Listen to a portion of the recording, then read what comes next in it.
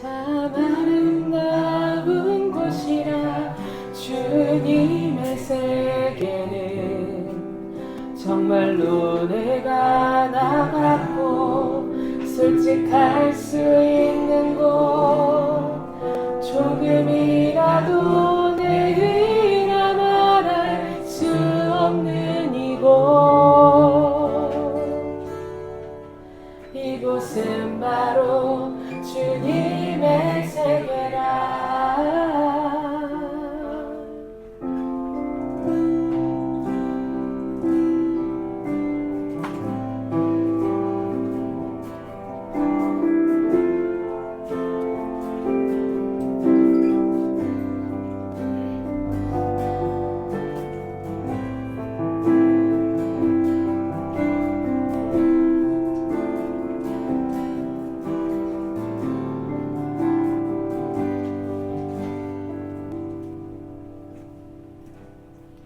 세상은 항상 말하니 그 길이 아니라고 곱디고 온 길이 있는데 왜 힘들게 사냐고 단순한 선택조차 내겐 버겁기만 한 곳 그래도 나는 주님만 따르리. 참 아름다워라 주님의 세계는 저 솔로몬의 옷보다 더 고운 백합화 주 찬송하는데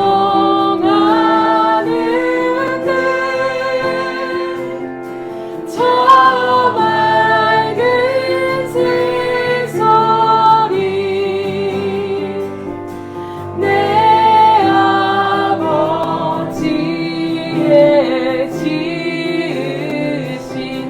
그 솜씨 깊도다 주 찬송하는 듯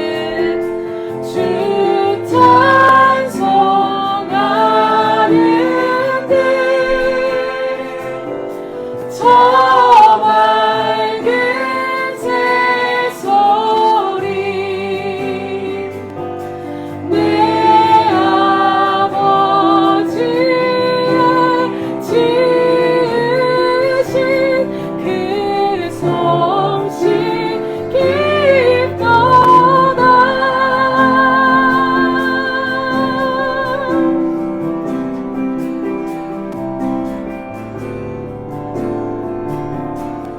나는 계속 걸어갑니다. 나는 계속 걸어갑니다. 수없이 넘어져도 사람들의 방향과는 조금 다르다 해도 내가 가는 길이 주가 가는 젖은 길이니 이곳은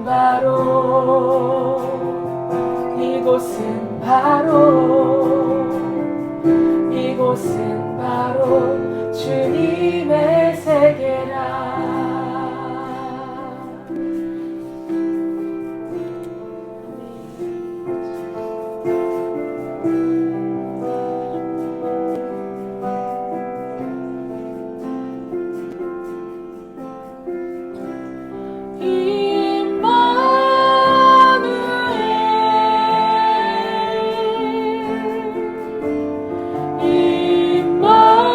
임마누엘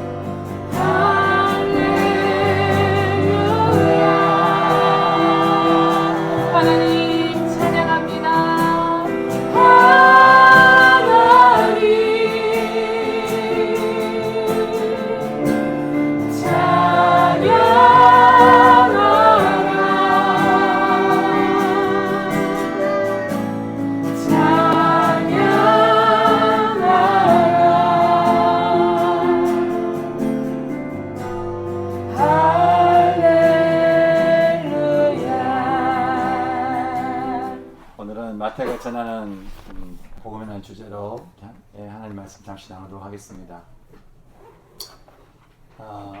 사람마다 마음에 남는 깊은 만남이 있습니다. 저와 박윤 사모가 어제로 22주년이었거든요. 생각해보니까 부부라고 하는 인연이 보통 인연이 아닌 것 같아요. 여러분과의 만남도 마찬가지인 것 같습니다. 이게 보통 인연은 아니죠. 어떤 사람은 뭐 한 15년, 또 12년, 뭐 10년 이렇게 우리 정훈 형제하고는 이제 한 달 됐나요? 예, 한 달 정도. 예, 저와 여러분이 어떤 만남을 하고 있는지는 아마 여러분이 평가할 것 같은데, 그런데요, 그 어떤 만남보다 우리 인생에 아주 중요한 만남이 있습니다. 바로 우리를 만나러 오신 예수님과의 만남입니다. 오늘 우리가 읽은 마태복음의 저자 마태는 마태라는 사람을 보게 되면 마태와 예수님과의 만남이 참 놀라웠어요.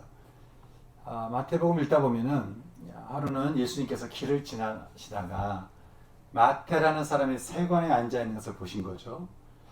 이 말은 세관에 앉아 있는 마태라는 사람을 예수님이 보시려고 길을 가셨다는 것을 말합니다. 그리고는 그를 향해 이렇게 말씀하셨죠. 나를 따르라 하시니 마태가 일어나 예수님을 따랐다. 여러분, 마태는 알다시피 로마 제국에 바칠 세금을 거두는 세관원이었습니다. 그는 유대인들에게 미움을 받을 뿐 아니라 죄인이라고 정죄를 받던 사람이었는데, 그보다 주님이 그를 부르신 것은 그는 자신이 죄인이라는 사실을 마음에 품고 있었기 때문이었습니다. 왜냐하면 예수님이 이제 마태의 집으로 가셔서 다른 세관원들과 또 죄인들과 함께 식사를 하는데, 바리새인들이 이걸 보고 다른 예수님의 제자들한테 말하죠. 너희 선생은 왜 저들과 함께 식탁에서 밥을 먹는 거냐. 그러자 주님이 말씀하셨습니다. 건강한 사람에게는 의사가 쓸데없겠지. 하지만 병이 든 사람에게는 의사가 늘 쓸데있는 법이란다.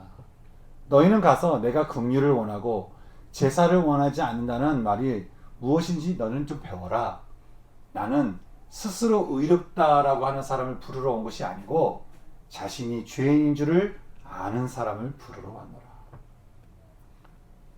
주님의 이 말씀대로 마음에 죄가 있음을 알았던 마태는 어느 날 문득 도둑처럼 찾아오신 예수님의 부름에 얼떨결에 집으로 모셔서 식사를 대접하게 되었고요. 이 만남 뒤로 마태는 이전과는 전혀 다른 삶을 살게 되었습니다. 예수님이 평생 그가 짊어질 삶의 무게를 담당해 주셨고요.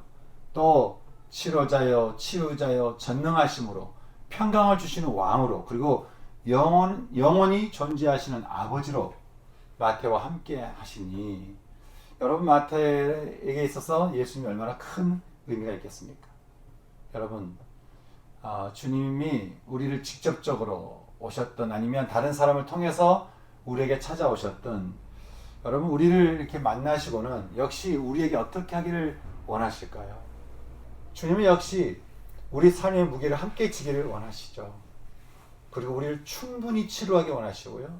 전능하심으로 우리의 불안을 평강으로 바꾸시며 영원히 우리와 함께 하시는 아버지로 우리 함께 하기를 원하시는데, 여러분, 우리는 얼마나 이 예수님과 깊은 만남을 하고 있을까요? 여러분 어떠십니까? 저는 오늘 예배를 통해서 저와 여러분 모두가 다 예수님과 깊은 사귐이 이루어질 수 있는 은총이 있기를 주님의 이름으로 축원합니다. 마태는 자신이 평생 만난 예수님을 많은 사람들이 알았으면 했어요. 그리고 그 중에서도 로마 제국에 의해서 파괴되어가는 동족 유대인들에게 이 복음을 전하고 싶었는데, 그런 간절한 바람을 가지고 펜을 들어 쓰기 시작한 것이 바로 오늘 우리가 읽고 있는 마태복음인 것입니다. 그래서 여러분이 한 주간 마태복음을 읽을 때 이 말씀이 유대인들 향해서 마태가 써내려가는 편지라는 사실을 기억하면서 여러분이 이 마태복음서를 읽었으면 좋겠습니다. 그러면 이 복음서의 첫 장에서 마태는 어떤 복음을 전하고 있을까요? 1장 전체에서 물론 보면 모든 말씀에서 복음을 발견할 수 있지만 오늘 세 가지로 마태가 전하는 복음을 보게 될 텐데, 그 복음의 첫 시작은 이랬습니다. 우리 함께 오늘 읽었던 말씀 마태복음 1장 1절 말씀을 다 같이 한번 읽어볼까요? 같이 읽겠습니다. 시작. 아브라함과 다윗의 자손 예수 그리스도의 계보라. 예. 첫 번째 마태가 전하고자 했던 복음은 예수 그리스도의 계보를 통한 복음이었습니다. 마태가 편지의 소두를 아브라함과 다윗을 꺼내든 이유가 있습니다. 이스라엘 사람들에게 있어서 가장 중요한 두 사람이 바로 아브라함이고 다윗이기 때문에 그렇죠. 아브라함과 다윗의 자손 예수 그리스도의 계보다 라고 하는 이 구절은요, 사실 이걸 좀 소유격을 어떻게 해석하느냐에 따라서 의미가 좀 달라질 수 있습니다.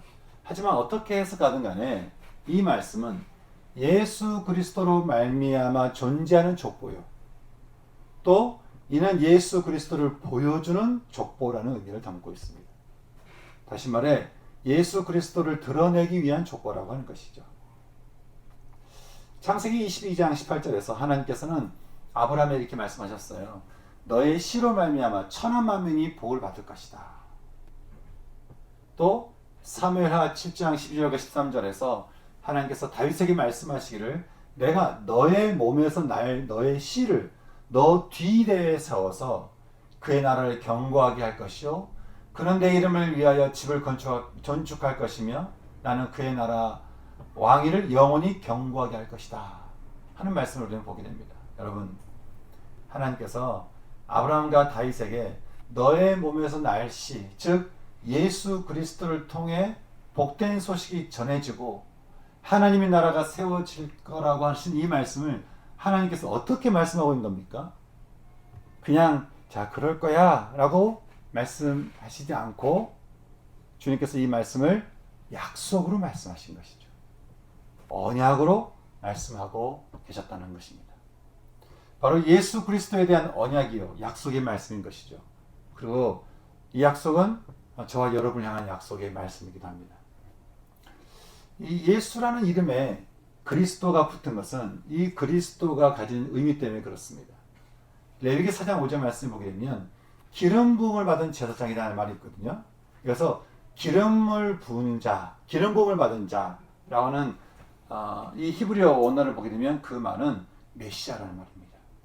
메시아. 그러니까 메시아는 기름 부음 받은 자라고 하는 의미죠.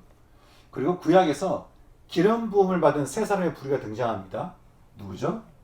첫째는 왕이고, 둘째는 제사장이고, 셋째는 선지자입니다. 나중에 신약에 가서요, 예수님의 제자가 되었던 안드레가 형제 베드로에게 가서 말합니다. 우리가 메시아를 만났다! 라고 할 때 성경은 그 메시아는 번역하면 그리스도다라고 말을 하고 있습니다. 이 말은 그리스도라고 하는 것은 기름 부음을 받은 메시아로서 그는 그냥 어떤 한 좋은 사람이 아니라 그는 온 세상의 왕이요. 그는 하나님과 우리 사이를 중재하는 제사장이요. 그는 우리에게 말씀을 전하여서 그 말씀을 통해서 우리를 회복케 하는 선지자라고 하는 것이죠. 그 메시아, 기름 부음을 받은 자, 그리스도가 바로 예수님이라고 하는 것입니다. 그리고 그는 하나님께서 아브라함과 다윗에게 약속하셨던 그 생명의 씨앗이라고 하는 것이죠. 그래서 마태는 이제 아브라함부터 시작된 계보를 쭉 이제 나열하기 시작하는데, 근데 좀 재밌게 표현하고 있는 게 있어요. 오늘 우리가 읽은 17절에서 마태는 이 계보를 이렇게 설명하고 있는데, 우리 오늘 17절 말씀 다 같이 한번 읽어볼까요? 읽겠습니다. 시작. 그런즉 모든 횟수가 아브라함부터 다윗까지 14대요. 다윗부터 바벨론으로 사로잡혀 갈 때까지 14대요. 바벨론으로 사로잡혀간 후부터 그리스도까지 14대요. 예, 마태가 열거한 이 족보를 보면 두 가지 특징이 있어요. 하나는 14대요, 14대요, 14대를 세 번을 말하는 것이죠. 사실 이걸 좀 인물을 하나하나 보게 되면 여기는 빠진 사람도 또 있어요. 그리고 의도적으로 넣은 사람도 있습니다. 그러면서 이 14대라는 표현을 하고 있는데, 이 14대라고 하는 이 말은요, 다분히 유대적인 표현입니다. 이러자면 이렇습니다. 우리가 한자를 쓸 때 몇 획이다, 몇 획 그렇게 얘기하잖아요. 그런 것처럼 히브리어도 각각의 언어의 고유의 숫자가 있어요. 그런데 그 숫자를 합친 것 중에 아이러니하게도 다윗이라는 이름을 합치면 14개가 됩니다. 이걸 모든 유대인들은 다 아는 거예요. 게다가 고대 근동에서 사용했던 원력이 농사법에 의해서 정해졌는데 그게 28일이었어요. 그래서 14일, 앞에 14일은 달이 커지는 시기, 뒤에 14일은 달이 작아지는 시기인 것이죠. 따라서 마태는 유대인들이 이해하기 쉬운 문학적인 표현으로 다윗이라는 숫자에다가 하늘을 뜻하는 완전수 3을 더해서 3번을 나눠서 이 14대를 이야기하는 거예요. 유대적인 표현을 얘기하는 거니까요. 그래서 처음 14대는 언약이 부여된 아브라함부터 다윗 때까지, 두 번째 14대는 유다 왕국의 전성기와 쇠퇴기, 그리고 세 번째 14대는 다시 예수님으로 인한 회복 때까지 결국 언약이 예수님으로 완성되는 계보를 적어가고 있는 것이에요. 근데 또 이 계보, 이 족보에는 두 번째 특징이 있어요. 그것은 독특한 여인들이 등장하고 있는 것이에요. 예를 들면 이렇습니다. 남편을 잃고 기업 물을 기회를 주지 않은 것 때문에 시아버지를 속여서 시아버지를 창녀로 속여서 아들을 낳았던 다말이나 여리고에서 몸을 팔았던 이방 여인 라합, 그리고 또 이방 땅 모압에서 시어머니를 따라온 이방 여인 루시나, 또 다윗이 간음하여 아내로 삼았던 우리아의 아내 바세바까지. 사실 예수님의 족보라고 내미기에는 이 부끄러운 이름들을 마태가 의도적으로 이렇게 들춰내고 있는데, 이것은요 하나님의 약속이라고 하는 것은 결코 인간의 의로서 이루어질 수 없는 전적인 하나님의 언약이라는 점을 이야기하고 있는 것입니다. 여러분, 이사야 선지자가 타락한 이스라엘 두고 그렇게 말을 했어요. 슬프다 범죄한 나라요, 허물진 백성이요, 행악의 종자요, 부패한 자식이다. 그들이 여호와를 버리며 이스라엘의 거룩한 일을 만홀히 여겨 멀리하고 물러갔다. 그렇게 말을 하고 있는데, 여러분, 슬프다 의로움에서 이탈한 범죄한 나라요, 죄에서 돌이키지 않아서 계속 부패해지는 악한 백성이요, 여호와를 떠나고 이스라엘의 거룩하신 분을 업신여기고 그를 배반하여 돌아섰던 존재가 사실 저 여러분 아니었습니까? 그렇게 흠이 넘쳐나도 한없이 넘쳐나는 우리인데, 이런 우리를 어떻게 거룩에 완전하신 예수님이 하늘 보좌에서 내려와 우리를 대면하고 우리를 찾으시고 우리를 구원하신다라고 하시는 걸까요? 그것은 이유는 한 가지입니다. 바로 하나님 아버지께서 우리가 참 흠이 많고 참 부족하지만 그런 우리임에도 불구하고 우리를 구원하기로 작정하셨고 그것을 약속하셨기 때문이었습니다. 선지자 사무엘이 말합니다. 이스라엘의 지존자는 거짓이나 변개함이 없으시다. 하신 말씀에 대해서는 변하지 않으시고 하신 말씀에 대해서 주님은 거짓이 없으시다. 그러니 여러분, 우리가 평생 우리가 기억해야 될 것이 있습니다. 그것은요, 우리에게는 변하지 않는 하나님 아버지의 약속이 있다고 하는 것이에요. 우리에게는 변하지 않는 하나님 아버지의 약속이 있는 거예요. 우리를 구원하시겠다라고 하는 하나님 아버지의 약속이 있는 것이죠. 세상의 약속은 늘 변하기 마련입니다. 시간이 지나면 그 약속은 또 사라지기 마련이죠. 하지만 우리를 향한 하나님의 약속은 변하지 않고 영원하다라고 하는 것이죠. 우리만 놓지 않으면 돼요. 우리만 그 약속을 놓지 않으면 우리를 향한 하나님의 그 약속은 영원히 변하지 않아서 그 약속을 통해서 우리가 보호받고 구원받으며 포로됨에서 짓눌림에서 억눌림에서 자유될 수 있다고 하는 것이죠. 그러니 여러분, 그 약속을 우리가 평생 붙들고 사는 것이 얼마나 우리에게 영광입니까? 저는요, 저와 여러분 모두가 하나님께서 주신 이 약속을 평생 붙들며 살아갈 수 있기를 주님의 이름으로 축원합니다. 여러분, 우리에게는 이 약속이 있다는 사실을 꼭 기억하시기 바랍니다. 하나님의 언약 때문에, 약속 때문에 구원받는 삶을 살게 된 여러분, 저는 오늘 이 시간 우리의 구원과 회복을 위해서 영원히 약속하시고 스스로 언약을 맺으신 하나님 아버지를, 그리고 그 아들 예수 그리스도를 온 마음을 열어서 영접할 수 있는 전 저와 여러분 될 수 있으면 좋겠습니다. 여러분, 주 예수 그리스도를 믿으시기 바랍니다. 그러면 여러분과 여러분의 가정이 하나님의 약속 때문에 구원받을 것입니다. 이제 마태가 1장에서 전하고자 하는 두 번째 복음이 있습니다. 그것은 천사가 전하는 복음이었습니다. 하나님의 언약에 의해 기름 부음 받은 자 그리스도 메시아가 우리 가운데 나심은 이러했습니다. 그의 어머니 마리아가 요셉과 약혼하고 동거하기 전에 성령으로 잉태된 것이 나타났다라고 하는 것이에요. 이 일에 대해서요, 누가복음 1장은 말하기를 세례 요한의 출생을 전하던 가브리엘 천사가 이제 하나님의 보내심을 받아서 갈릴리 나사렛이라는 동네로 이 천사가 가는 거예요. 그래서 요셉이라는 사람과 그와 약혼했던 처녀에게 각각 이르게 되니 먼저는 처녀 마리아에게 가브리엘 천사가 가서 이렇게 말을 합니다. 은혜를 받은 자여 평안할지어다. 주께서 너와 함께 계시도다. 얘가 하나님께 은혜를 입었으니 보라 너가 잉태하여 아들을 낳을 것이요 그 이름은 예수라 하라. 여러분 지금 마리아가 어떤 상황이었죠?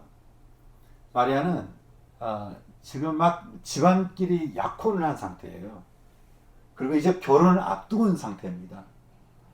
그런데 하나님께 은혜를 입어서 아들을 낳을 것이다 라는 이 말이 얼마나 놀라운 말이겠어요. 그러자 마리아가 놀라서 그렇게 말을 하죠. 어떻게 저에게 이런 일이 일어나겠습니까? 그러자 천사가 말을 합니다. 성령이 너에게 임하셔서 지극히 높으신 분의 그 성령의 능력이 너를 덮으시리니 이로 인해서 태어날 아기는 거룩한 존재요 그는 하나님의 아들이라고 불려질 거라고 하는 것이죠. 그리고 과연 마리아에게 성령이 임하여서 성령으로 아이가 잉태되는데 문제는 또 이 사실을 알게 된 요셉입니다. 요셉도 얼마나 놀랐겠어요.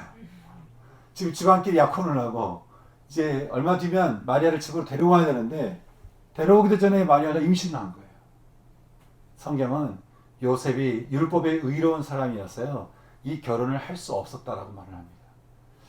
그런데 마리아를 너무 사랑했던 것 같아요. 그래서 요셉은 드러내지 않고 가만히 마리아를 떠나보내기로 결정합니다.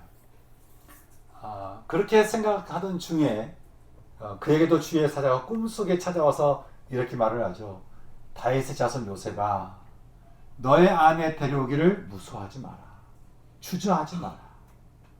왜냐하면 마리아 태 속에 잉태된 자는 성령으로 잉태되었기 때문이라고 하는 것이죠. 그러면서 그 아기 이름을 지어주는데 이름을 예수라라고 하는 거예요. 예수라는 이름은 그가 자기 백성을 그들의 죄에서 구원할 자라고 하는 뜻을 가지고 있다고 말합니다. 그러면서 천사는 이사야서 7장 14절 말씀을 인용하면서 말합니다. 보라, 처녀가 잉태하여 아들을 낳을 것이요 그의 이름은 임마누엘이라 하리라. 임마누엘은 하나님이 우리와 함께 계시다라는 뜻이라고 말을 합니다. 여러분, 지금 하나님이 보내신 천사가 다윗의 자손 요셉과 마리아에게 찾아가서 그들에게 태어난 아기, 즉 자기를 믿는 백성을 그들의 죄에서 구원하게 될 예수님이 어떻게 우리 가운데 임하게 될 거라고 말씀하고 있습니까?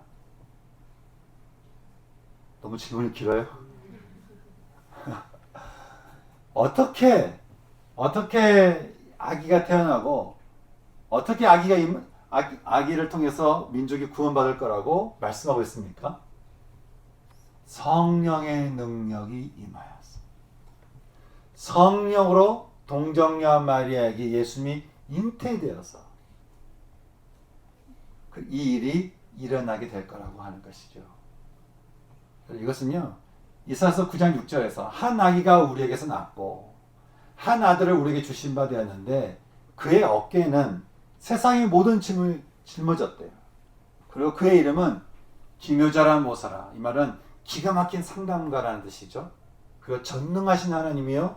그리고 어느 정도 있다가 사라지는 것이 아니라 영원히 존재하시는 아버지요. 평강의 왕이라는 말씀처럼 한 아기, 그리스도 예수, 메시아 예수, 하나님의 아들이 이 어두운 세상을 뚫고 임재하시는데 이 일이 누구를 통해서 일어난다는 거예요? 성령을 통해서 일어나게 된다는 거예요. 그리고 그렇게 성령으로 잉태된 예수님은요, 평생 성령님과 연합하여서 이 땅의 모든 어둠의 사탄의 묶임들을 풀어버리셨고 포로된 자들, 짓눌린 자들, 억눌린 자들을 자유케 하셨습니다. 그렇게 성령을 임하신 주님은 이제 우리 모두에게 성령을 부으시고는 믿음을 가진 모든 이들에게 동일하게 이 성령이 임하게 하셨는데, 그래서 이제는 하늘문을 여셔서 예수 그리스도를 믿는 자는 누구에게든지 예수의 영이신 이 성령을 통해서 자유케 되고 구원받게 하신 것이죠. 여러분, 예수님도 성령에 의해서 시작하셨고 성령에 의해서 삶을 사셨으며 성령으로 이 땅에서 삶을 마무리하시고 승천하셨다고 한다면 우리의 삶 역시 어때야 되겠습니까? 우리의 모든 시작과 끝이, 아니 그 너머 우리가 항상 붙들어야 될 존재가 누구겠습니까? 바로 성령인 것이죠. 성령. 제가 이번 예수원에서 성령님과 함께하는 시간을 가지면서 그런 마음이 들었어요. 그것은 이제까지 성령님을 통해서 힘을 얻던 삶을 제가 이제 그만 멈추기로 결정을 한 것이죠. 제가 이렇게 결정을 내린 이유가 있습니다. 제가 조금 더 젊었을 때까지는 성령님을 통해서 힘을 얻으며 살았어요. 사역을 하든 뭔가 하든 어떤 것이든. 그래서 늘 성령님께 힘을 구했어요. 근데 내가 내 삶의 주체가 되어서 성령님을 끌어다가 내 삶을 살았던 이 삶이 얼마나 교만한 삶인지 제가 깨닫게 된 것이에요. 왜냐하면 성령님은 내가 끌어다 쓰실 분이 아니라 성령님은 그 자체가 힘이시고 그 자체가 생명이시고 그 자체가 생기시기 때문에 그런 것이죠. 그러니 내가 내 삶의 주체가 되어서 성령님을 끌어다 쓰는 것이 아니라 성령님이 내 삶의 주체가 되어서 성령께서 이끄시는 대로, 성령께서 인도하시는 대로 내가 그 길을 순복하며 길을 걸어가기로 작정한 것이. 어떤 사람은 그러면 어떻게 하면 성령께서 이렇게 주체하시는 그런 삶을 살 수 있는가라고 할지 모르겠는데 방법은 하나 있습니다. 자꾸 성령님께 먼저 묻는 거예요. 하고 묻는 게 아니라 먼저 묻는 거예요. 그리고 내가 하고 다시 듣는 것이 아니라 듣고 움직이는 것이죠. 말씀을 묵상하면서 묻고 또 기도하면서 또 묻는 거예요. 우리는 우리 생각이 먼저 이렇게 번쩍 들 수 있는데 그 생각도 내려놓고 묻는 거예요. 그리고 오직 성령의 능력이 우리 가운데 임재하시도록 성령님께 내 주권을 내려놓는 것이죠. 그렇게 성령님이 저와 여러분 삶 가운데 주체가 되어 계실 때 저는요, 마리아가 경험했던 예수님이 잉태되는 축복이 저와 여러분 가운데서도 임하게 될 줄 믿는 것이에요. 제가 이제까지 참 여러 곳에서 사역하고 또 강의하면서 참 많은 분들을 만났습니다. 많은 분들을 만나서 믿음의 이야기도 듣고 신앙에 대한 이야기도 듣고 자신이 알고 믿고 있는 성경에 대한 이야기도 많이 들었어요. 성경을 많이 가지고 있는, 성경에 대한 지식을 많이 가지고 있는 분의 이야기도 많이 들었어요. 그런데 그렇게 성경에 대한 이야기를 많이 하고 신앙에 대한 이야기, 아는 것을 많이 이야기하는데 정작 그 삶에는 성령의 열매가 열리는 분은 많지 않은 것 같았어요. 뭔가를 많이 아는데, 많이 이야기하는데, 많이 반박도 하고, 많이 논증도 하는데 정작 그 삶에는 성령의 열매가 열린 것을 보지 못하는 것이죠. 예수를 믿지만 성령님이 우리 삶의 주체가 되지 않기 때문에 그런 것입니다. 성령님이 내 삶의 주체가 되시도록 나를 맡겨드리고 내어드리지 않기 때문에 그런 것이죠. 그러니 언제나 내 힘대로 살아가려고 하는 거예요. 여러분, 내 힘대로 살아가려고 하는 것에 그것에서 어떻게 성령의 열매가 맺히겠습니까? 사랑하는 성도 여러분 어떻게 하기 원하십니까? 오직 성령에 의해서 예수님이 이 땅에 오셔서 모든 어둠을 물리치셨다면 여러분, 우리 역시 지금 당장 구하고 간구해야 될 기도 제목이 있다고 한다면 어떤 것이 있겠습니까? 성령님 아니겠어요? 저는 오늘 이 시간이요, 여러분의 마음이 활짝 열어서 오직 성령이 여러분 가운데 임재하시는 은총이 여러분 가운데 충만할 수 있기를 주님의 이름으로 축복합니다. 그래서요, 우리가 이제 마지막으로 마태가 전하고 있는 복음의 소리를 들을 필요가 있습니다. 바로 요셉을 통한 복음입니다. 꿈속에서 하나님의 천사로부터 놀라운 소식을 전해들은 요셉은요, 이제 이 소식을 전해 듣고 이렇게 결정을 하게 됩니다. 우리 24절과 25절 말씀을 같이 읽겠습니다. 같이 읽을까요? 시작. 요셉이 잠에서 깨어 일어나 주의 사자의 분부대로 행하여 그의 아들을 데려왔으나 아들을 낳기까지 동심하지 아니하더니 나음이 이름을 예수라 하니라. 여러분, 천사가 전하는 하나님의 말씀을 들었던 요셉이 어떻게 반응을 했다고 말씀하고 있습니까?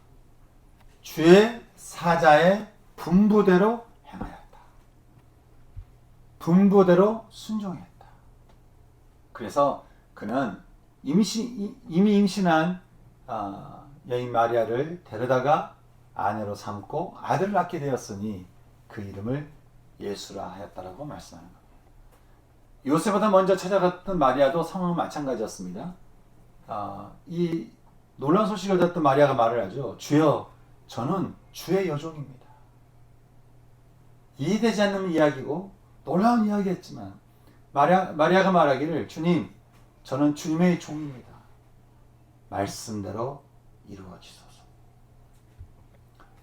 여러분, 아무리 좋은 복음이 선포되고요, 우리를 살리는 복음의 메시지가 매주 여러분 가운데 들려진다 할지라도 보니까 어떤 이는 말씀을 가려듣고요, 어떤 이는 말씀을 자기식으로 판단을 해요. 근데 어떤 이는 말씀을 들으면서 요셉처럼 즉시 분부한 대로 행하게 되고요, 말씀대로 내게 이루어지기를 소망한다라고 바람을 가진 사람이 있는 것이에요. 여러분, 지금 요셉을 통해 마태는 우리에게 어떤 소식을 전하고 있습니까? 복음이라고 하는 것은 믿음으로 취하는 자에게 열매가 맺히고, 복음의 능력은 믿음으로 순종하는 자에게 일어난다고 하는 것이에요. 순종이 얼마나 중요한지 하나님께서 말씀하시잖아요. 너희가 예배 드리러 나오는 것도 좋고, 제물을 들고 하나님께 드리는 것도 좋고, 열심을 내는 것도 다 좋은데, 나는 그 모든 것보다 말씀 앞에 머물러서 그 말씀에 순종하는 것을 내가 원한다는 거예요. 100명의 로마 군사를 이끌었던 한 로마 장교가 주님 앞에 엎드려서 말을 했죠. 말씀만 하옵소서. 주님, 저도요, 제 부하에게 가라 그러면 제 부하가 갑니다.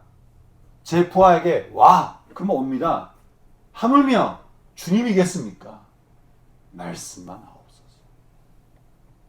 여러분, 이 백부장의 믿음이 전 저와 여러분의 고백이 되어야 되지 않겠습니까?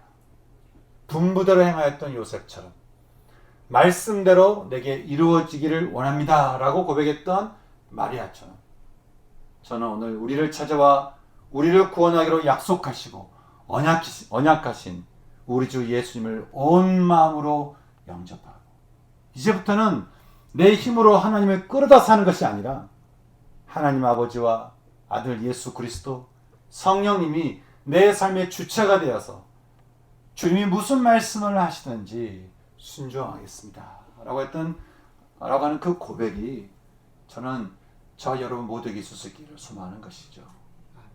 여러분, 우리 시간 마태가 전한 이 복음을 여러분 온 마음으로 여러분 받아들이지 않으시겠습니까? 그래서요, 마태가 전했던 이 복음을 마음으로 받아들이면서 함께 기도하기를 원하는 것이에요. 그래서 먼저는 하나님의 약속대로 우리를 찾아오신 예수님을 먼저 마음으로 영접하는 것입니다. 주님, 제가 주님을 아는 것으로 만남을 끝나는 것이 아니라 주님을 제 삶의 주인으로 영접하기를 결정합니다. 이 시간 제 삶 가운데 온전히 임하여 주시옵소서. 주님, 제가 주님을 영접합니다. 그리고 또 고백하십시다. 성령님, 이제는 제 삶에 성령께서 주체가 되셔서 제 삶을 온전히 인도하여 주옵소서. 그래서 제가 성령님의 말씀에 순종하는 삶을 살기를 기도합니다. 주님, 말씀만 하옵소서. 그렇게 그런 마음을 함께 기도할 수 있는 우리 시간 되었으면 좋겠습니다. 우리가 이 시간에 기도하기 전에요, 함께 찬양을 나갔으면 좋겠는데, 우리 임마누엘 찬양 우리 같이 드리면서요, 정말 주님이 우리 가운데 충만히 임하시기를, 그리고 정말 주님이, 성령님이 하나님 아버지 우리 삶의 주체가 되어 주시기를 함께 기도하며 나가는 이 시간 되었으면 좋겠습니다. 함께 찬양 드릴까요?